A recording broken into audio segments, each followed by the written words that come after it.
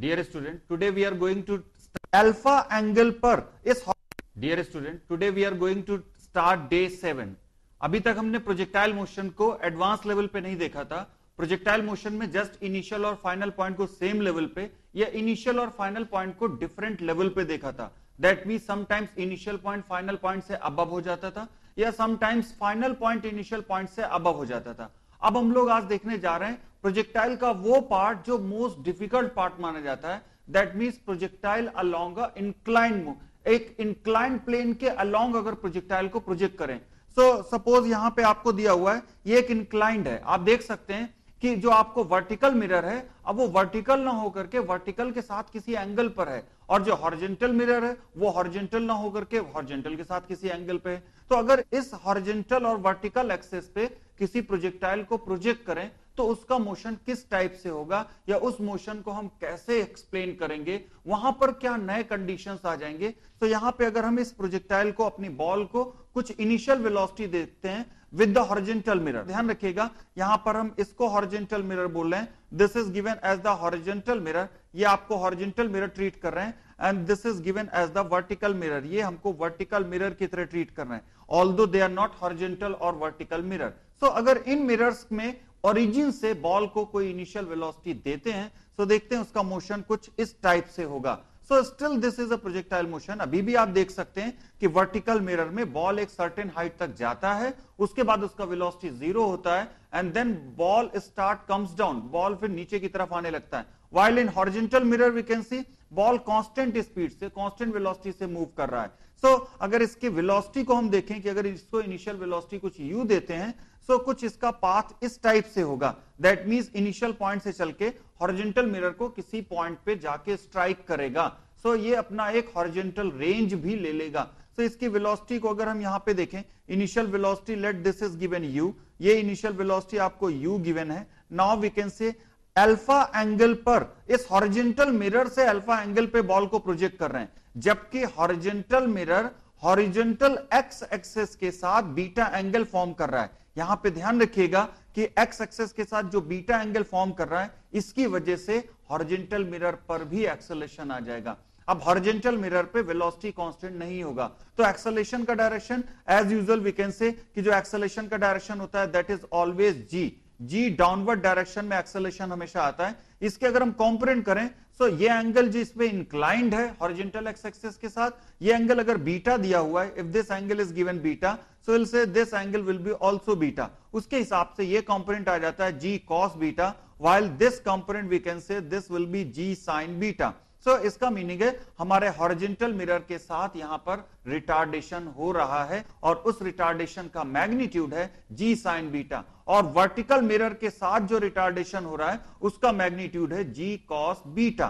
तो दोनों इंक्लाइन को किसी एंगल पे टिल्ट कर देने की वजह से अब दोनों एक्सिस पे जो आपको हॉरिजॉन्टल और वर्टिकल एक्सिस दोनों मिरर्स आ रहे हैं उन दोनों पे कुछ ना कुछ एक्सेलरेशन आ गया, एक के साथ जी कॉस बीटा, एक के साथ जी साइन बीटा। अब अगर हम u के कंपोनेंट करें तो u में u cos अल्फा आपको ये दे रहा है, this is given u cos alpha, while u sin alpha we can find out along the vertical mirror, ये वर्टिकल मिरर के साथ u sin अल्फा आ रहा है। तो अगर इसमें हमें इसका मैक्सिमम हाइट कैलकुलेट करना है या रेंज कैलकुलेट करना है या टाइम ऑफ फ्लाइट कैलकुलेट करना है तो कैसे कैलकुलेट करेंगे देखते हैं हम लोग। सपोज मैक्सिमम हाइट कैलकुलेट करना है तो सबसे पहले वर्टिकल मिरर पे देखें उसका फाइनल वेलोसिटी 0 हो रहा होगा।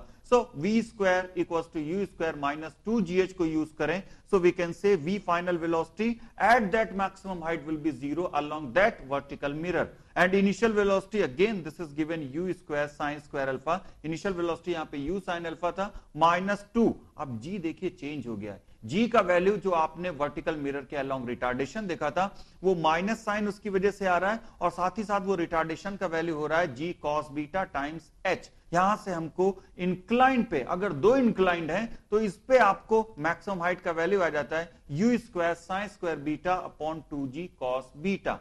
सो ये आपको पता चल गया कि मैक्सिमम हाइट पे कितनी डिस्टेंस ट्रेवल करेगा मैक्सिमम हाइट पे पहुंचने के लिए पार्टिकल, ये कितना डिस्प्लेसमेंट होगा पार्टिकल का मैक्सिमम हाइट पे पहुंचने के लिए। Now we can calculate time of flight, कितनी देर तक पार्टिकल हवा में रहा, कितना टाइम लगा उसको एयर में रहने के लिए। सो टाइम कैलकुलेट करना है। अगेन वर्टिकल मिरर में देखेंगे फाइनल वेलोसिटी 0 है, which means v equals to u minus at use करें। सो यहां पे देखिए v इक्वल्स टू 0 है final velocity and the initial velocity u sin alpha along the vertical mirror, और ये as usual minus of g cos beta incline के साथ जो आ रहा था वर्टिकल मिरर में g cos beta times t, यहां से हमको टाइम t आ जाता है u sin alpha over g cos beta. और इतना टाइम अगर जाने में लगेगा तो इतना ही टाइम उसको वापस आने में भी लगेगा। इसका मीनिंग हम कह सकते हैं जो कैपिटल T की वैल्यू होगी that will be 2u sin alpha over g cos beta. तो यहां से हमको टाइम ऑफ फ्लाइट आ जाता है, that time of flight must be equals to 2u sin alpha over g cos beta.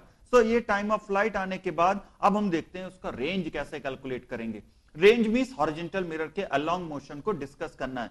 So horizontal mirror के along अगर motion को डिस्कस करें, यहां पर वेलोसिटी कांस्टेंट नहीं है, यहां पे वेलोसिटी वेरी कर रहा है क्योंकि उसके अलोंग हमको g sin बीटा रिटार्डेशन मिल रहा था अपने हॉरिजॉन्टल मिरर के अलोंग। इसका मीनिंग है अब हम velocity equal to displacement upon time use नहीं कर सकते, अब हमको इक्वेशन ऑफ मोशन यूज करने पड़ेंगे even in the case of horizontal mirror also. तो हॉरिजॉन्टल मिरर में देखें यहां पे अगर आपको s इक्वल्स टू जो अलोंग द हॉरिजॉन्टल मिरर था velocity u cos alpha times capital T time of flight जो हमने फाइंड आउट किया, and then minus of half g sin beta that times t square. यहां पर जो g sin beta है minus sign होगा क्योंकि वहां पर हॉरिजॉन्टल मिरर में टुवर्ड्स द ओरिजिन g का कंपोनेंट जा रहा था g sin बीटा। सो अब हम देखते हैं यहां पर अगर आपको टाइम ऑफ फ्लाइट की वैल्यू रख दें तो s का वैल्यू आ जाता है u square sine 2 alpha upon g cos beta minus of 2u square sine beta sine square alpha upon g cos square beta. So इसको सिंप्लीफाई करके हम रेंज कैलकुलेट कर सकते हैं। ध्यान रखिएगा ये जो रेंज आ रहा है ये अलोंग द हॉरिजॉन्टल मिरर आ रहा है। इसका मीनिंग है जो इंक्लाइंड था अगर पार्टिकल को यहां से प्रोजेक्ट कर रहे हैं तो ये रेंज हमको मिल रहा है that we can say s equals to u square sine 2 alpha upon g cos beta minus 2u square sine beta sine square alpha upon g cos square beta. अब अगर इसी रेंज को हम देखना चाहते हैं दूसरी एक्सेस पे, एग्जैक्ट एक्स एक्सेस पे कैलकुलेट करना चाहते हैं तो उसके लिए cos beta that must be equals to triangle में देखेंगे base OB upon OA। So base upon hypotenuse, so hypotenuse यहां पे दिया हुआ है OA। सो यहां से हम कैलकुलेट कर सकते हैं OB की वैल्यू देखें तो ये आपको रेंज आ जाता है अलोंग द एक्स एक्सेस। ये हम जो OB रेंज देख रहे हैं एक्स एक्सेस के अलोंग आ रहा है। इसका मीनिंग है यहां से हम रेंज कैलकुलेट कर सकते हैं OA cos बीटा। अब आपको हम OA ऑलरेडी कैलकुलेट कर चुके हैं, ये जो वैल्यू आ रहा था it is also equivalent to OA, ये इक्वलेंट टू OA था। तो OA की वैल्यू का मीनिंग ये आपको दिया हुआ है। अब यहाँ पे R equals to OA cos beta, इसका मीनिंग है इसमें जस्ट आपको cos बीटा से मल्टीप्लाई करना है और आपको x एक्सिस के अलोंग रेंज फाइंड आउट हो जाएगा। यहां पे जो रेंज हम R बता रहे हैं this is given along the x axis के अलोंग रेंज आ रहा है। सो अब हम कैलकुलेट करते हैं एक और इलस्ट्रेशन जो इंक्लाइंड पे ही बेस्ड है। अगर हम इस इलस्ट्रेशन में देखें तो आपको दिया हुआ है टू इंक्लाइंड प्लेन, बिल्कुल सिमिलर क्वेश्चन है जो प्रीवियसली हमने एक कॉन्सेप्ट देखा जहां पे दो इंक्लाइंड दिए रहते हैं। So here two inclined OB having inclination 30 degree and 60 degree respectively intersect each other at point O, particle projected from the point P with velocity u along direction perpendicular to plane OA। OA plane जहां से project किया जा रहा है उसके perpendicular direction में हमने project हुआ है। The particle strike the plane OB perpendicularly at Q, calculate first part में velocity of the particle strike the plane OB, कितनी वेलोसिटी से दूसरे प्लेन को स्ट्राइक करेगा। सेकंड पार्ट में टाइम ऑफ फ्लाइट, कितने टाइम तक पार्टिकल हवा में रहा। थर्ड पार्ट में vertical height h of P from O, कितनी वर्टिकल हाइट से प्रोजेक्ट किया गया था। फोर्थ पार्ट में maximum height from O attained by the particle and distance PQ also. तो यहां पे हम डेटा ध्यान रखते हैं कि आपको एक तो इनिशियल वेलोसिटी u गिवन है जो वर्टिकली आपने प्रोजेक्ट किया हुआ है, साथ ही साथ दोनों का एंगल गिवन है 30 डिग्री और 60 डिग्री। सो 10√3 से बॉल को प्रोजेक्ट किया गया है। देखते हैं इसका, यहां से हमने 10√3 वेलोसिटी से ये आपको 10√3 वेलोसिटी से प्रोजेक्ट कर दिया बॉल को, और ये 30 डिग्री 60 डिग्री एंगल भी गिवन है। अब ये बॉल का अगर हम देखें 10√3 ये इस डायरेक्शन में आ रहा है, फिर से यहां पर देखें कि g कैसे आपको यहां पे वेरी करेगा। सो g का डायरेक्शन वी कैन से जो g हमारा एप्लीकेबल होगा इस डायरेक्शन में, और क्योंकि ये एंगल आपको दिया हुआ है 60 डिग्री, तो ये भी 60 डिग्री हो जाएगा। So if this is given 60 degree, so हम जी के कंपोनेंट करें, सो इस डायरेक्शन में जो कंपोनेंट हो जाएगा that must be g cos of 60 degree. While in this case अगर इस प्लेन के अलोंग, इसके अलोंग देखें यहां पर कंपोनेंट, तो ये आपको आ जाता है जी साइन ऑफ 60 डिग्री। तो हमको यहां पे आ रहा है इनिशियल वेलोसिटी 10√3 मीटर पर सेकेंड। एक्सेलरेशन, यहां पर एक्सेलरेशन ना होकर के बल्कि रिटार्डेशन हो रहा है, जी साइन 60 डिग्री। जी साइन 60 डिग्री ओ ए प्लेन में अगर हम देखें तो आता है, और फाइनल वेलोसिटी कहीं ना कहीं ये जीरो कर रहा होगा। तो फाइनल वेलोसिटी v जीरो कर रहा है। अगर हम first equation of motion use करें, तो यहां पर फर्स्ट इक्वेशन ऑफ मोशन से v equal to 0 u minus g sine 60 times t, यहां से टाइम आपको आ जाएगा 2 सेकेंड, यानी कि 2 सेकेंड में ये पार्टिकल अपनी मैक्सिमम हाइट पे पहुंच रहा है। 2 सेकेंड लग रहा है पार्टिकल को मैक्सिमम हाइट तक पहुंचने में। अब देखिए अगर हम OQ कैलकुलेट करना चाहते हैं कि OQ का वैल्यू क्या होगा, तो OQ कैलकुलेट करने के लिए अलोंग दिस आपको वेलोसिटी नोन है 10√3, तो हम ये कह सकते हैं S equals to UT minus, minus इसलिए लगा रहे हैं कि G साइन 60 का डायरेक्शन देखिए टुवर्ड्स द ओरिजिन आ रहा है। तो बिल्कुल प्रीवियस कॉन्सेप्ट की तरह यहां पर हम कह सकते हैं S equals to UT, U we have given 10√3 metre पर second, UT minus half G sine 60 times T square. T हम ऑलरेडी कैलकुलेट कर चुके हैं। सो यहां से हमको ये मिल जाएगा दैट S या OQ का वैल्यू मिल जाएगा। सो OQ का वैल्यू मिल जाने के बाद अब हम देखते हैं कि जो हमारा दूसरा एक्सिस है, उस एक्सिस पे हमारा एक्सेलरेशन G cos 60 आ रहा था।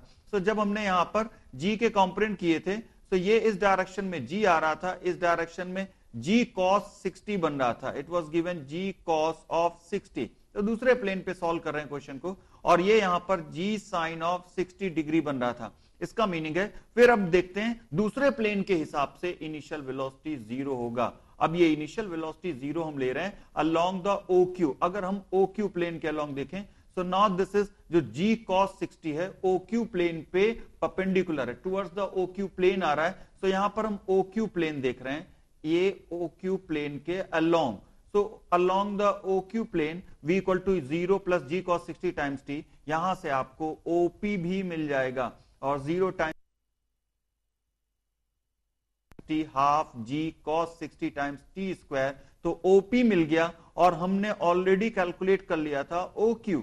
सो OP और OQ से आपको PQ मिल जाएगा, क्योंकि PQ को अगर आप ज्वाइन करेंगे तो ये PQ ज्वाइन करने पे राइट एंगल ट्रायंगल बन जाएगा। तो ये राइट एंगल ट्रायंगल बन रहा है, that means PQ under root of PQ will be equals to under root of OP square plus OQ square. Now अगर आप इसकी वैल्यू रख दें कि PQ की value PQ equal to under root of OP square plus OQ square बोल रहा है, सो सबकी वैल्यू रखने पे आप PQ भी फाइंड आउट कर लेंगे। यहां पर हम लोगों ने जो देखा है दैट U cos 30 और minus G velocity v zero रख के देखा है। अब यहां से अगर हम v square U square minus 2GH use करें, तो आपको H हाइट आ जाएगा,